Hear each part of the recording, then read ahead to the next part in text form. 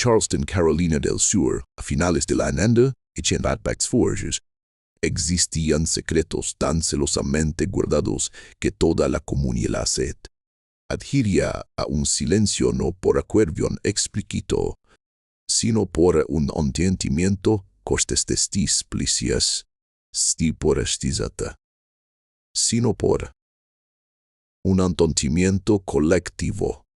Ciertas verdades, una vez reconocidas, desgarrarían el tejido mismo de su sociedad.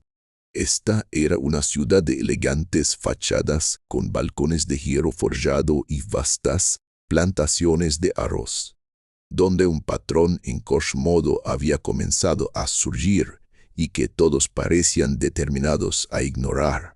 El Dr. William Hutchins, un médico de modesta reputación recién llegado de Boston, lo observó por primera vez en la primavera de Batbekyunjunat. Su condición de forastero del norte ya lo marcaba, pero su hoyo clínico pronto lo convertiría en algo más peligroso, un testigo de lo que toda una sociedad había decidido pasar por alto. El niño que examinó ese día se llamaba Jacob, un niño de 7 años de la plantación. Vermont que se había fracturado el brazo. Minlach lo atendía. Una inquietud creciente se apoderó del doctor. El parecido era inconfundible, la misma nariz estrecha, el mismo mentón con hoyuelo, los mismos inusuales ojos verde grisáceos del prole coronel Thomas Vermont, un hombre con quien había cenado hacía apenas 2 semanas. Era más que unos rasgos. La expresión completa del rostro del niño era un reflejo inquietante del coronel. El Dr. Hutchins no, pero esa observación se clavó en su mente como una astilla. En los meses que seguían, comenzó a ver el patrón en todas partes. En los niños mulatos que trabajaban en las cocinas, que cuidaban los jardines, que recorrían las calles adoquinadas. Muchos tenían un parecido asombroso con las familias más prominentes de la ciudad. Una niña llamada Mary, en la casa Weston, compartía el mismo pelo rojizo y pecas de las hijas legítimas de la señora. Un niño llamado Samuel, en la finca Reynolds, tenía la frente prominente y los ojos muy separados del juez Marcus Reynolds, triplicados con una precisión casi sobrenatural.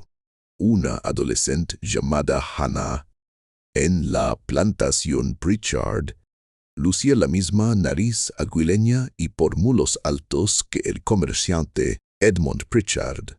Lo que más perturbaba al doctor no era el parecido en sí, cuya implicación era obvia, sino el silencio absoluto que lo envolvía. Nadie lo mencionaba. Nadie lo reconocía. Los sirvientes, que sin duda conocían la verdad, guardaban silencio.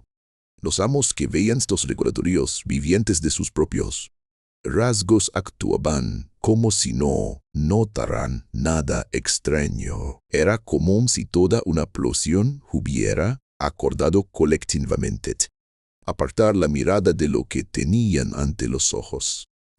Y Hutchins no era un cruzado por naturaleza. Había venido al sur por oportunidad profesional, no por confrontación moral. Era ambicioso pero cauteloso, un cénsico más que un activista. Sin embargo, su formación médica le había inculcado un respeto por la verdad observable. Y esta conspiración de Che Guevara lo turbaba profundamente. Comenzó a tomar notas en su diario privado, registrando fechas, nombre y descripción. Se dijo a sí mismo que era mera curiosidad científica. Dio la oportunidad de abordar el tema Drake inesperadamente en una cena en casa de los Bogart a finales de junio. Entre los invitados estaba el reverendo Jonathan Sawyer, un ministro anciano que llevaba más de 40 años sirviendo en las iglesias de Charleston. Después de la cena, en el balcón, el Dr. Hutchkins, con cuidado, compartió su inquietud. Reverendo Sawyer comenzó: he notado algo en mi práctica aquí que me desconcierta. Los niños esclavizados, muchos tienen un parecido notable con Dot. Oh, interrumpió suavemente el reverendo, con una voz que sugería que esta no era su primera conversación así. Eres nuevo en nuestra ciudad. Hay muchas cosas aquí que pueden parecer inusuales para unos ojos norteños. Con todo respeto, reverendo, eso todo no tiene que ver con diferencias regionales. Es un hecho observable. El reverendo Sawyer giró para mirarlo fijamente, colocando su copa con deliberada calma. Eres un hombre decente, doctor inteligente y bien educado. Permíteme obviarte un consejo. La estabilidad de Charleston depende de ciertos entendimientos, acuerdos no dichos que mantienen el orden social. Usted está pidiendo que y no lo que veo claramente. Te pido que entiendas que lo que ves y de lo que hablas son dos asuntos completamente distintos, dijo el reverendo, con un tono casi paternal que hacía sus palabras más inquietantes. Muchos hombres han visto lo que tú ves. Cada médico de esta ciudad ha hecho las mismas observaciones. La pregunta no es si uno ve estas cosas, sino si tiene la sabiduría para reconocer que algunas observaciones no sirven de nada cuando se pronuncian en voz alta. El reverendo hizo una pausa. Déjame preguntarte algo. ¿Qué crees que pasaría si estos parecidos se reconocieran públicamente? Las familias se destruirían, los matrimonios se disolverían, disputas de herencia despedazarían las fincas.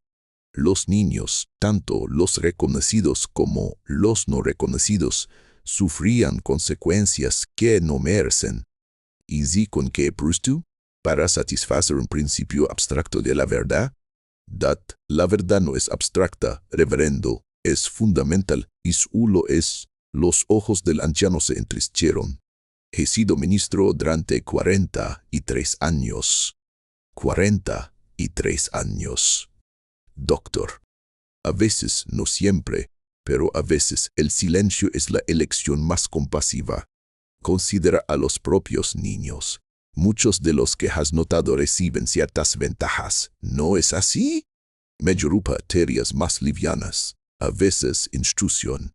Estas pequeñas misericordias existen precisamente por el silencio. Si habláramos abiertamente, esas ventajas desaparecerían. Los niños perderían lo poco que tienen. La lógica era difícil de contrarrestar. Hutchkins había notado, en efecto, que esos niños a menudo tenían posiciones ligeramente mejores. Era como si sus amos, incapaces de reconocerlos abiertamente, intentaran proveer para ellos próximas de estos medios sutiles. Charleston te da la bienvenida, doctor, concluyó el reverendo, poniendo una mano en su hombro, un gesto a la vez de apoyo y advertencia. Tus habilidades médicas son necesarias aquí, pero dale tiempo a entender estas costumbres antes de decidir desafiarlas. Hutchkins cambió de tema. Pero esa noche, al caminar a casa por las calles húmedas de Charleston, sintió que había sido iniciado en una vasta conspiración no dicha. La semana siguiente, una invitación a tomar el té de la viuda Constance Hardwell, una mujer de alta posición social, confirmaría que su observación solitaria ya no era un secreto para quienes más temían su voz. La revelación de la viuda Hardwell había dejado en el aire una amenaza perfectamente orquestada. El Dr. Hutchkins sintió como el té, antes reconfortante, le quemaba la garganta. Aquella tarde, tras ver la elegante casa, Vagó durante horas por Charleston.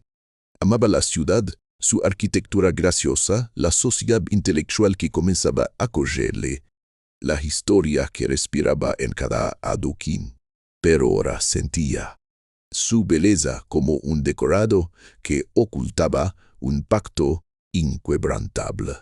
Esa noche, ante su diario en la casa de Church Street, sus ojos recorrieron las páginas llenas de nombre: Jacob, Mary, Samuel. Cada uno un testimonio mudo de una verdad prohibida. Tomó una decisión que le dejó un regusto amargo. Continuaría observando y anotando en secreto, pero no desafiaría el silencio. Se convertiría en un cómplice incómodo, un testigo que elige no hablar. El verano se desvaneció en una bruma de calor sofocante y humedad. El doctor aprendió el arte de apartar la mirada, a participar en la elaborada danza de la negación social. Asistía a cenas, sonreía y calaba. Pero su diario siguió creciendo, caso tras caso, un acto clandestino de parecidos imposible de ignorar. Era su manera de mantenerse fiel a sí mismo, incluso mientras traicionaba su propia conciencia. Todo cambió en septiembre de Junta. El senador Bradford Marchmont era una cucalaona de la sociedad charlestiana. Su plantación, Riverside, era un imperio de más de 1,000 hectáreas de arroz. Hombre de poder que llegaba hasta Washington. A sus años era intocable. Su esposa, Caroline, una belleza de Virginia, le había dado 4 hijos perfectos, pilares de un futuro prometedor. En septiembre, Caroline dio a luz a su quinta hija, Eleanor. El Dr. Hutchins no fue el médico de Cabrera. Ese honor era del prestigioso y carísimo Dr. Ashworth. Pero como todos en Charleston, se enteró del feliz acontecimiento a través de los canales usuales, anuncios, felicitaciones en reuniones. Sin embargo, en cuestión de días, un rumor comenzó a filtrarse como un vapor venenoso. Susurros que se cortaban al entrar él en una habitación. Murmullos en el cado, miradas de reojo en la iglesia. Algo no estaba bien con la bebé Marchmont. El rumor, tenaz y sordo, decía que la pequeña Eleanor tenía la piel oscura.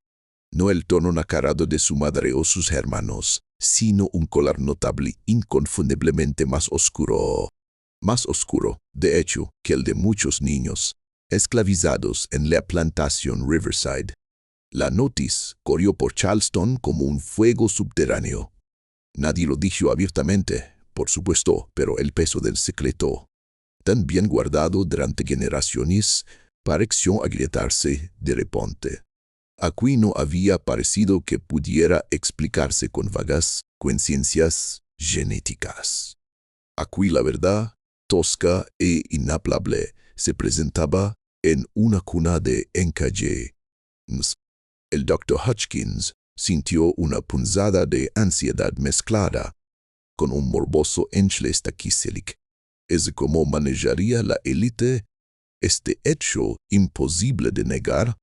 Una tarde, encontrándose casualmente con el reverendo Sawyer en la oficina de correos. El anciano sacerdote parecía haber envejecido 10 años. Sus ojos, antes llenos de una egurí tranquila, ahora reflejaban un pánico profundo. «Doctor», murmuró el reverendo, sin siquiera un saludo de cortesía. A veces la corriente de la que le hablé se vela en remolino y arrastra a todos, incluso a quienes creen nadar a salvo. Antes de que Hutchins pudiera responder, el hombre se alejó con paso apresurado, como si el aire mismo de la calle se hubiera vuelto peligroso. La presión social se hizo tangible. Las invitaciones a la mansión Marchmont cesaron de golpe. Caroline Marchmont, según contaban las criadas, no salía de su habitación. El senador, por su parte, parecía empeñado en un ancho de desesperada normalidad.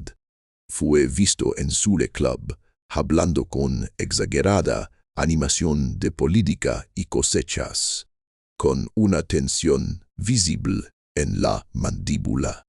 Las losierga, como todas las cosas delicadas en Charleston, envuelta en silencio y eufemismos.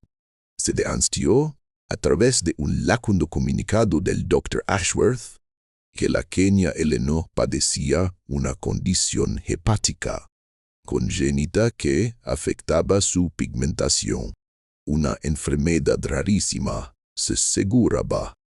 Una tragedia médica. Poco después, la niña y una nodriza esclava fueron enviadas a una casa de descanso en las montañas de Carolina del Norte, por recomendación médica, para que el aire puro la ayudara a recuperarse. Todos supieron que era un destierro, han borrado discreto, y la B desapareció de la narrativa familia como si nunca hubiera existido. Su nombre dejó de mencionarse. En los retratos familiares que se pintaron años después, solo parecían 4 hijos. La noche en que se supo de la partida de la niña, el Dr. Hutchins volvió a abrir su diario, con mano temblorosa, no por miedo, sino por una rabia fría y clara. Escribió una nueva entrada. No anotó un parecido, sino una ausencia. Documentó el rumor, la excusa médica, el destierro, y por primera vez no terminó con una descripción física, sino con una pregunta que llenó toda una página. ¿Hasta qué punto una sociedad puede construir su paz sobre los cimientos de una mentira que todos ven? A partir de ese día algo se quebró dentro de él. Ya no era solo un observador. Se había convertido en el cronista de una mentira demasiado grande, en el archivista de un secreto que, como la pequeña Eleanor, había sido lejos para que nadie tuviera que mirarlo a la cara. Y su diario, ese compendio de silencios, se transformó en el testimonio más peligroso de todos. La prueba de que, en el corazón de la elegancia, Charleston guardaba un reflejo tan oscuro como verdadero. El Dr. Hutchins conocía bien el mecanismo de la negación, pero lo ocurrido con Eleanor Marchmont lo sobrepasaba. Primero, intentó descartar los rumores como exageración. Algunos veces nacen con tonos más oscuros que se aclaran con el tiempo, razonaba. Pero los susurros persistían, cargados de un escándalo genuino que apuntaba a algo imposible. Ambos, Els Marchmont, tenían linaje europeo impecable. La única explicación, aquella que nadie pronunciaría en voz alta, era que Caroline había sido infiel con un hombre esclavizado. Era la pesadilla social suprema. Sin embargo, el escándalo se manejó de la manera más peculiar y eficiente. Un breve anuncio de nacimiento pareció en el periódico, y Gipus, silencio. No hubo bautizo, ni visitas, ni se volvió a ver a la niña. La mansión Marchmont cerró sus puertas. Las pesquisas discretas del doctor revelaron un patrón inquietante. El médico, el Dr. Ashworth, partió de viaje súbitamente a Nueva Orleans. La comadrona, una mujer esclavizada de gran prestigio llamada Paciencia, fue vendida a una plantación en Georgia en una semana. 2 sirvientas que asistieron al parto corrieron la misma suerte. Un mes después, el rumor profesional se extendió. La pequeña Eleanor había muerto de fiebre. Se celebró un funeral privado, sin féretro a la vista. La fiebre había sido muy severa, se dijo, y la sociedad charlestiana envió sus condolencias. La tragedia se cerró con dignidad, pero Hutchins, a través de su joven colega el Dr. Fleming, otro forastero de Filadelfia, supo una verdad diferente. Fleming, atendiendo a un capataz en Riverside, había visto un bebé de pocas semanas al cuidado de una pareja esclavizada de piel oscura. El niño, sin embargo, tenía un tono más claro mulato. La reacción violenta del capataz ante su mirada curiosa fue lo que celó la sospecha. La fecha coincidía 2 semanas después de la supuesta muerte de Eleanor. La confirmación final le rega de manera sombría a través de Daniel, un hombre esclavizado que a veces lo asistía. Ese bebé no vino de donde dicen, musitó Daniel, con el rostro vuelto hacia otro lado. Y si es listo, doctor, no hará más preguntas. Quienes preguntan sobre eso suelen encontrarse en dificultades. Era suficiente. Eleanor Marchmont estaba viva, escondida a plena luz en la plantación de su padre, criada como la hija de personas esclavizadas. Su parentesco verdadero quedaría para siempre sin reconoce. La hija del senador crecería como una prábuli más de su pretina hacienda, literalmente poseída por su progenitor. La magnitud del engaño dejó a Hutchins sin aliento. Esto no era un mero parecido ignorado, era una supresión activa y coordinada de la verdad que involucraba a decenas de personas, médicos silenciados, testigos vendidos, una muerte falsa, corrimientos adulterados. Tú para contener la ficción.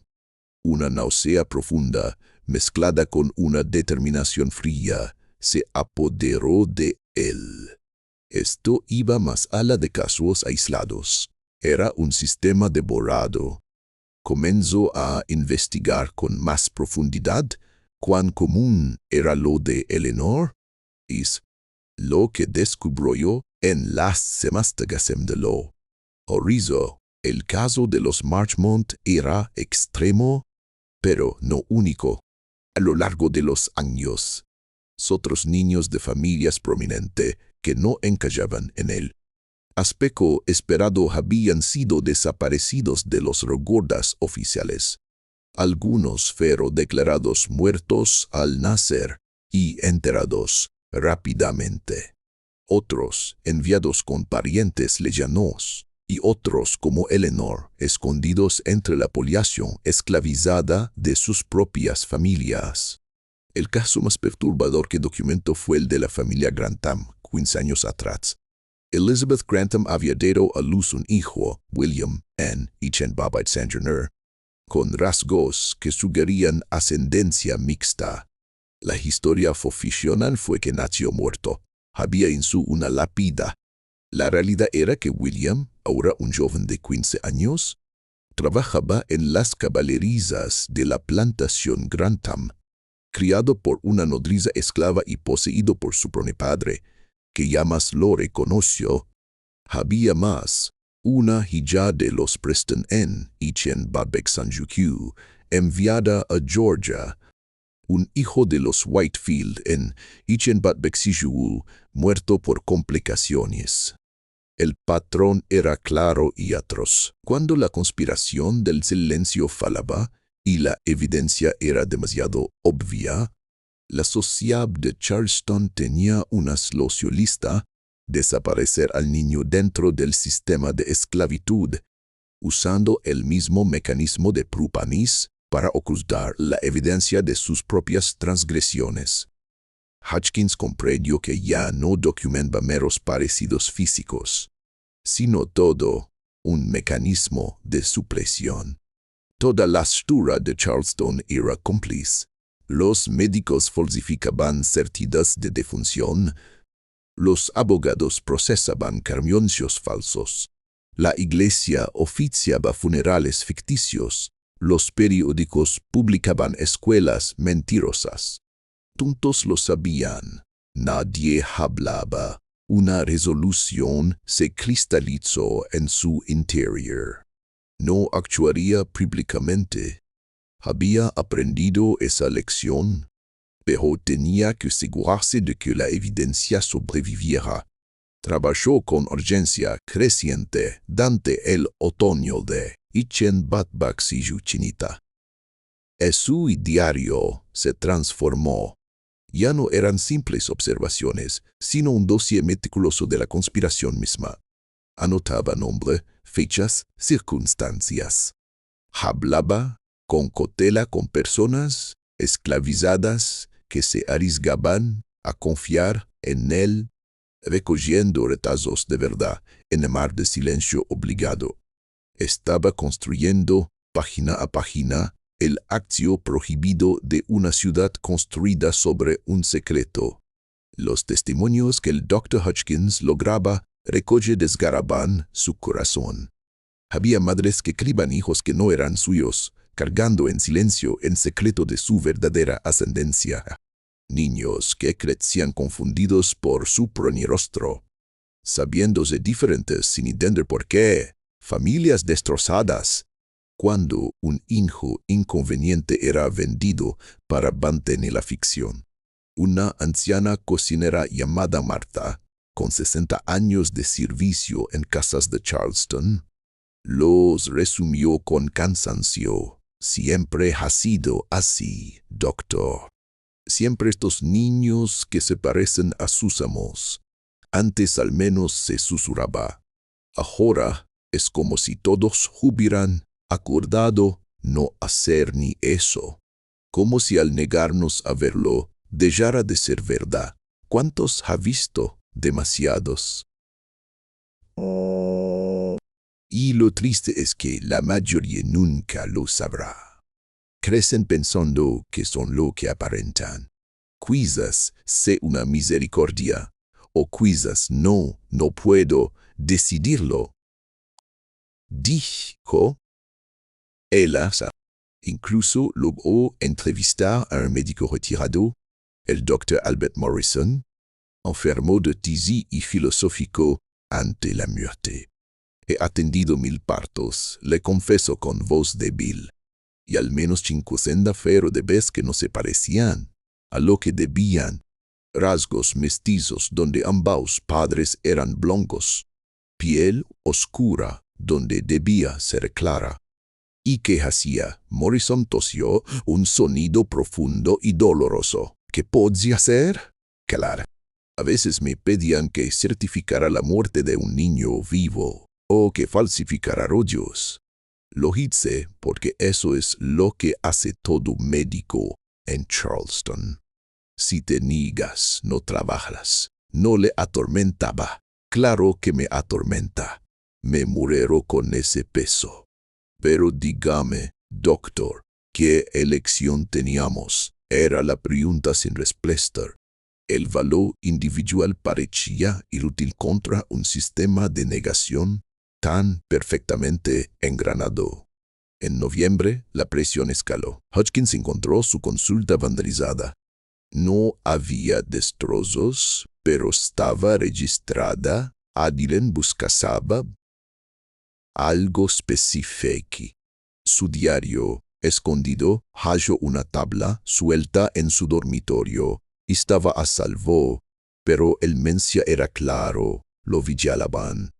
Al día siguiente recibió la visita del juez Marcus Reynolds, el mismo hombre cuyo rostro se replicaba en el niño esclavizado Samuel.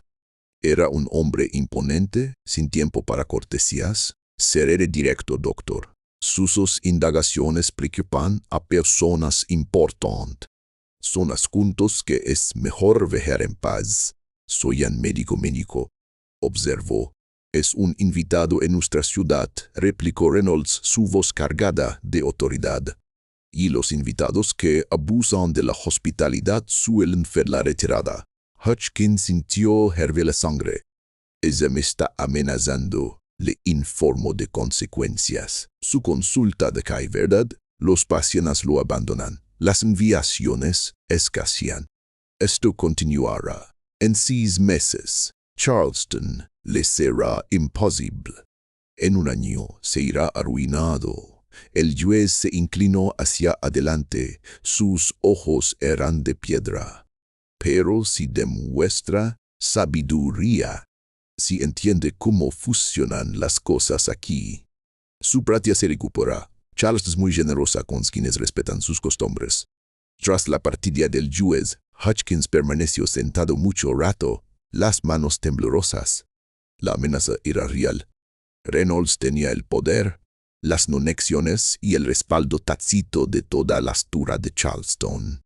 Él era un solo hombre contra un sistema. Esa noche revisó su diario. Meses de observaciones, entrevistas, documentación, un registro completo de la conspiración del silencio. ¿Para qué servía?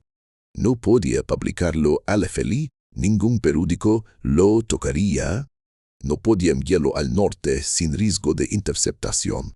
La verdad que había documentado parecía impotente contra el peso de la negación coordinada. Una semana después, su práctica recibió otro golpe. 3 pasquianas más lo abandonaron. Uno de ellos, el comerciante Joseph Cartwright, al menos se disculpó. Lo siento, doctor. Mi esposa recibe presión social. Se ha hecho claro que nuestra asociación con usted causa problemas. No he hecho nada malo. Ha desafiado cosas que todos acordaron no desafiar. Eso, aquí es peor. Para diciembre, sus ingresos se habían reducido a la mitad. Despidió a su asistente, recortó gastos, dejó de acudir a Hednes. La mano invisible de la desaprobación social lo estrangulaba, metódica y pesquera. La slocha, cuando rega, vino de una fuente inesperada. La señorita Abigail Thornton, una de sus pocas pasquianas restantes. Viuda, neoyorquina de nacimiento, posee una independencia y una fortuna que la mayoría de las mujeres de Charleston no tenían. Durante una visita por su reumatismo, abordó el tema con su directitud característica. Dr. Hutchins, entiendo que ha causado revuelo entre las mayores familias. Él sonrió con ironía.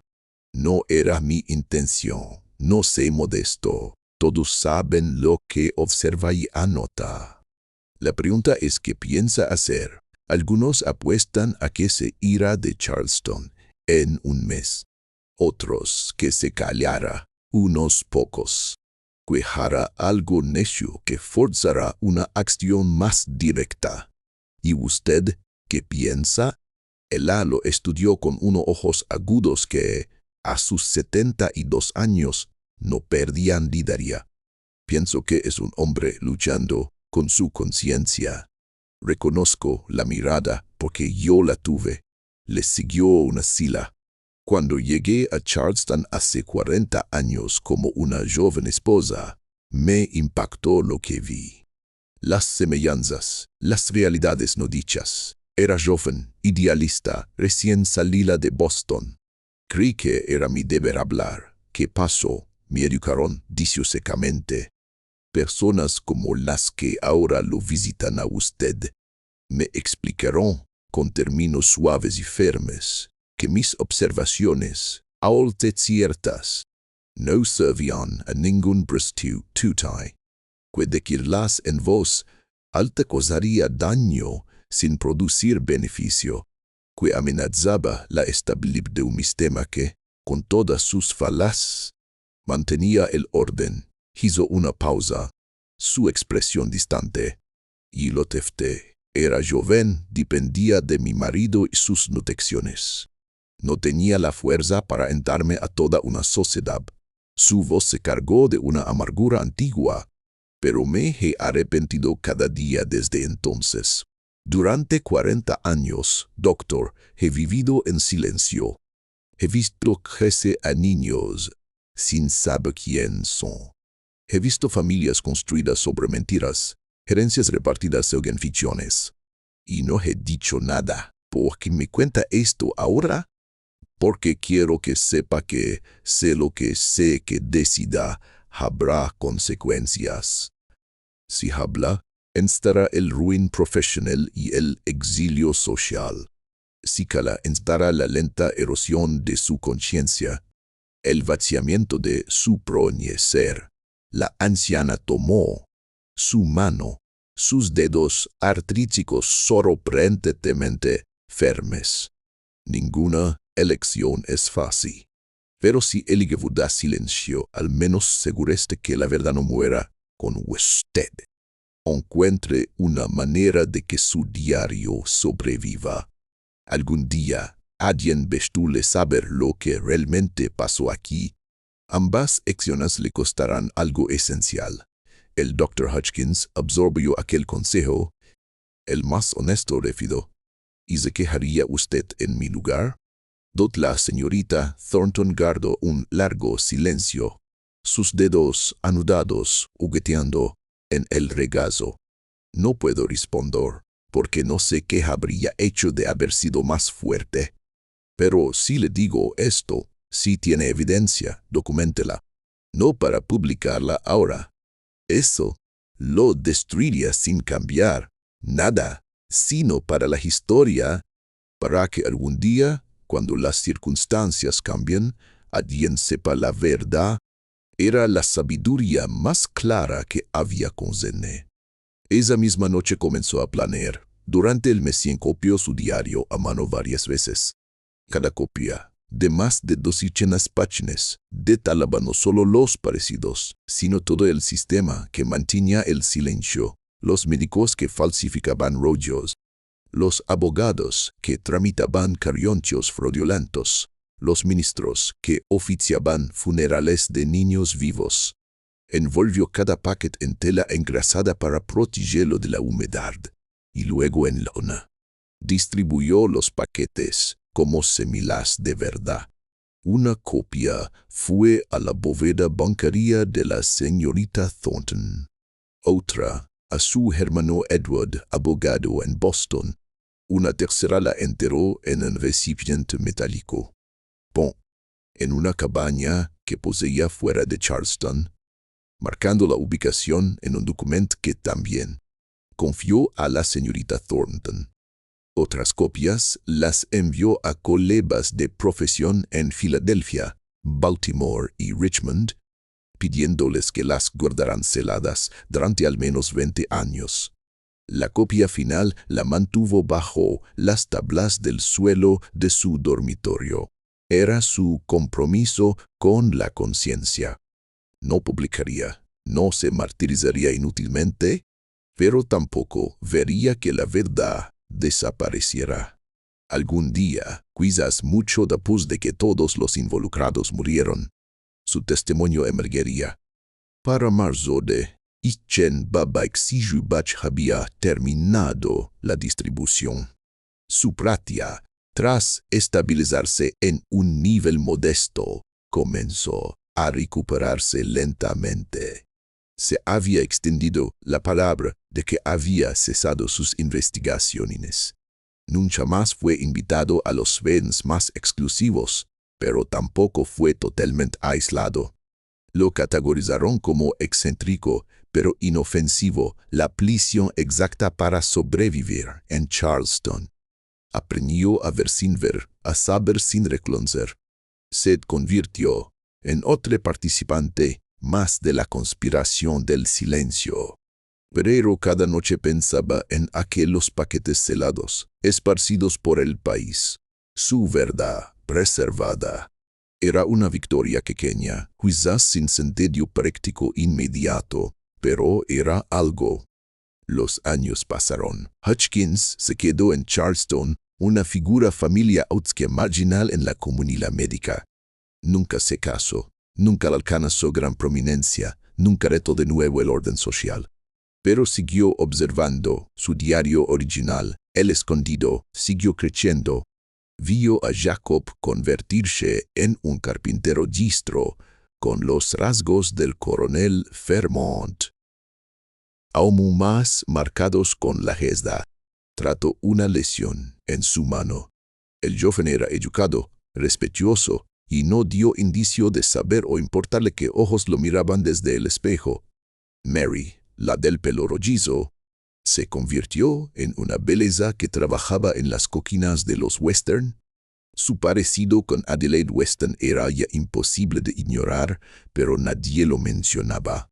Samuel, con el rostro del juez Reynolds, servía como ayuda de cámara con relativa libertad por Charleston.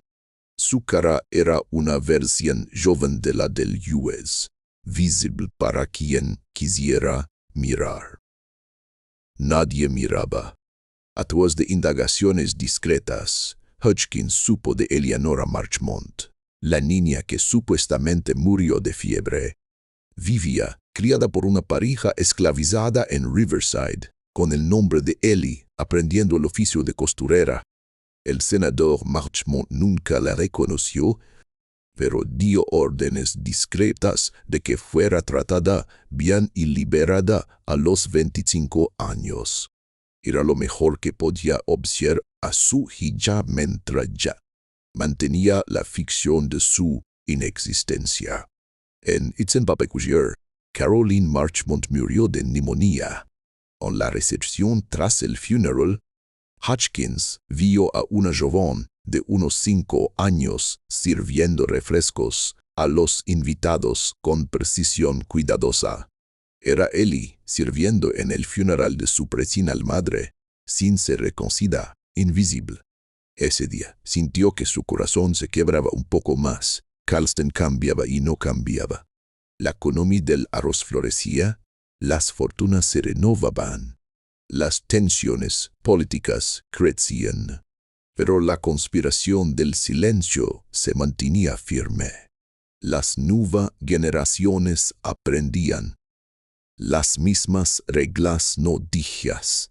En Ichenbabai-Ushichi, su hermano Edward murió en Boston.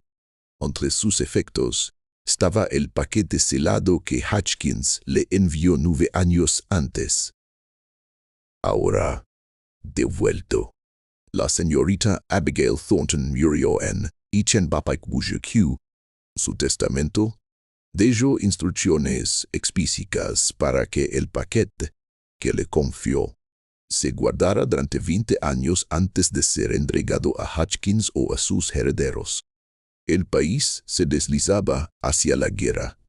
En diciembre de Ichenbabai-Locujus, Carolina del Sur se separó de la Unión. Hutchins observó las celebraciones con el corazón oprimido, sabiendo lo que se avecinaba. Cuando la guerra llegó en Ichenbabai-Locujus, sirvió como médico civil, tratando a soldados heridos en hospitales desbordados. Los niños que había documentado eran ahora usdelas. Jacob, el hijo del coronel Fairmont, fue reclutado para la Confederación a pesar de su condición esclavizada. La guerra ya lo cambió todo y no cambió nada. Incluso en medio del caos, la conspiración del silencio se sostuvo. Los parecidos siguieron sin reconocerse, las verdades sin pronunciarse. Charleston cayó ante las fuerzas de la Unión en Ichenbabai-Locujus, la Confederación se derrumbó. La esclavitud terminó, al menos legalmente.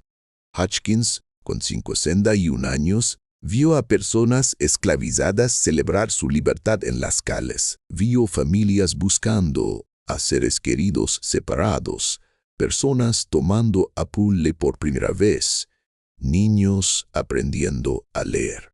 Y se preguntó por los niños de su diario. ¿Se sabrían ahora quiénes eran realmente?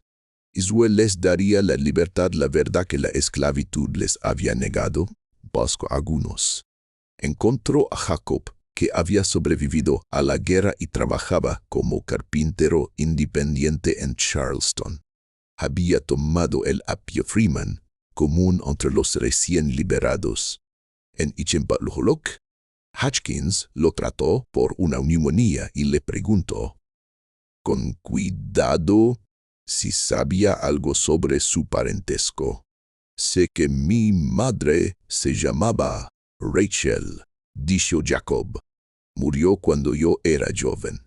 Respecto a su padre, se encogió de hombros. Me han dicho cosas, oído susurros. pero no sé con certeza y no estoy segura de querer saberlo. Algunas verdades no mejorarían mi vida, doctor.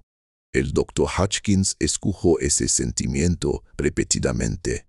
Muchos de los niños mestizos, ahora hundas, tenían sospechas sobre su parentesco, pero pocos buscaban confirmación.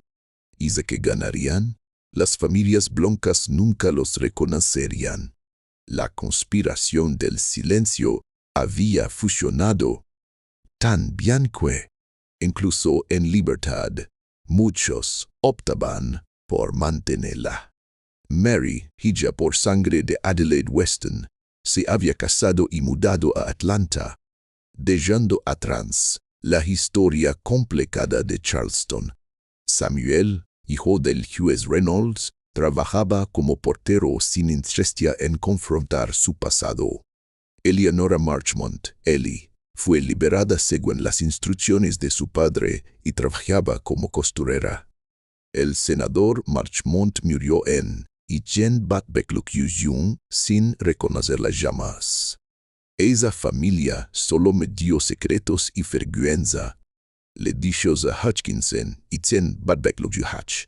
¿Por qué quería llevar su aptio? Hutchins continuó su documentación en los años de la posguerra, aunque con menos urgencia. Su diario registraba cómo la conspiración del silencio persía, incluso después de que el sistema que la creó colapsara. Amos anteriores veían a sus hijos no reconocidos por la calle para dar la mirada. Personas liberadas se encontraban con sus parientes blancos y elegían no reclamar conexión. Los patrones que observó por primera vez en Batbeck-Jung estaban tan arraigados que sobrevivieron a la revolución que debía haberlos borrado. El Dr. William Hutchins murió en Charleston en Batbeck-Jung a los 8 años por un fallo cardíaco. Su funeral fue modesto pero respetable. Su obituario destacaba sus 8 años de servicio médico. Entre sus efectos, quedaba un diario masivo de más de 5 páginas. Un registro detallado de cómo una sociedad entera conspiró para negar verdades visibles.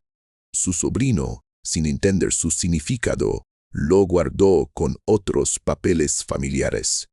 Los paquetes selados que Hutchins distribuyó esperaron pacientemente. El de la abogada de la señorita Thornton fue entregado a su sobrino en Batbeck-Jung. El envío al ministro de Richmond fue destruido en un incendio en Batbeck-Jung. El enterrado cerca de Charleston nunca fue recuperado, pero algunos sobrevivieron. El diario y sus copias eventualmente surgirían en archivos y bibliotecas universitarias. Décadas luego, un siglo después, investigadores los descubrían y se maravillarían ante la documentación detallada de la conspiración del silencio de Charleston. Los niños que Hutchins observó, Jacob, Mary, Samuel, Eleanora y decenas más, vivieron sus vidas y murieron, la mayoría sin ser reconocidos públicamente por sus familias blancas. Sus descendientes se esparcieron por el país, llevando herencias genéticas de familias que nunca los reclamarían. Charleston siguió adelante, reconstruyéndose, adaptó con suge. Las grandes casas donde Hutchins observó la conspiración se convirtieron en museos. Pero los patrones persían en formas más silenciosas, genealogías complicadas que no se mencionaban, parecidos que se notaban pero no se comentaban. La conspiración del silencio resultó ser más duradera que la esclavitud misma. No estaba construida sobre leyes, sino sobre algo más profundo, la capacidad humana para la negación. El poder social del acuerdo colectivo la elección de no ver lo que estaba a la vista. El Dr. Hodgkins documentó esa conspiración con un día extraordinario.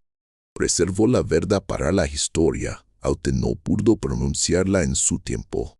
Su diario permanece como testamento de lo que presenció, una sociedad entera unida en un silencio mutuo, acordando apartar la mirada de la prueba viviente de sus propias contradicciones. Los niños que se parecían exactamente a sus dueños permanecieron sin nombre, sus verdades enterradas en papel y memoria, esperando un futuro que finalmente esté dispuesto a ver lo que Charleston, Ichen Batpexuch ni ante generaciones dispos eligió ignora si esta historia de secretos históricos y verdades ocultas te conmovió. Por favor, dale me gusta y compártela para que más personas la descubran. ¿Te gustaría que investigáramos más casos como el del Dr. Hodgkins? Déjanos tu opinión en los comentarios. Nos vemos en el próximo video, donde seguiremos desenterrando las historias que el tiempo olvidó.